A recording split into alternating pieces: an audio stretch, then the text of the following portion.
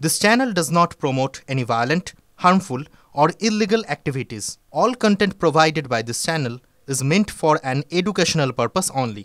Top quality और consistent performance के लिए सिर्फ सिल्वर पंप नाम याद रखना। দেখুন এর আগে 2013 বোধ করি দাওয়াতে ইসলামের নিদান দেওয়া ববি হাকিম বলেছিলেন জাপানি সংস্থা এনে এই ভ্যাটের বৈজ্ঞানিকভাবে উন্নতি করবেন। তো জাপানি সংস্থাকে এনে ববি হাকিম তেল না জল কি বানিয়েছেন আমি জানি না, কিন্তু ববি হাকিম দাওয়াতে ইসলাম দিয়ে সবাইকে মুসলিম বানাবার চেষ্টা করে বক্তব্য রেখেছেন, এ পশ্চিমবঙ্গবাসী জানে। দুর্ভাগ্যজনক 2013-তে 2015 কত হয়েছিল লাস্ট, হ্যাঁ 13-তে লাস্ট ইলেকশন হয়েছিল। এবার এই 18-এর পর থেকে এখানে কাউন্সিলর নেই, অভিভাবক নেই, ফলত যেটা হচ্ছে এই কাউন্সিলর না থাকা মানে পুরো পিতাহীন হয়ে গেল।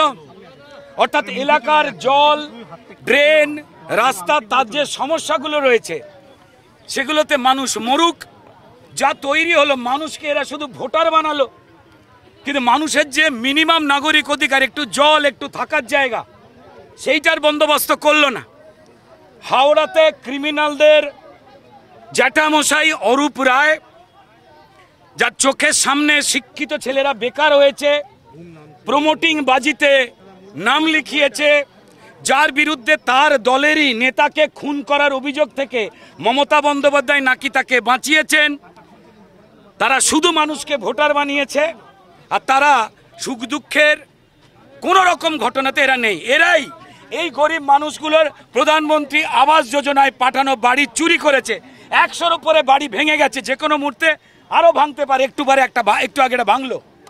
আমরা দাবি তুলছি যে অবিলম্বে যে চুরি করেছে এরা আবাসের টাকা, এই অরূপ রায়, এই তৃণমূল, এই এখানের যে এমএলএ হয়েছে মনোজ, তার এখানে পাত্তা নেই। ফেরত দিতে হবে এই গরিব মানুষগুলোকে। কেন তারা গৃহহীন হয়ে থাকবে? চাল ডাল পাঠানো হচ্ছে প্রধানমন্ত্রী আবাস যোজনা থেকে বিনামূল্যের, এরা পায় না। জব কার্ডের টাকা তৃণমূল চুরি করে, এরা শুধু ভোটার। এরা কেউ রোহিঙ্গা নয়, বেড়াটোপকে আসেনি সীমানা পেরিয়ে। আমি নিজে হাওড়ার ছেলে।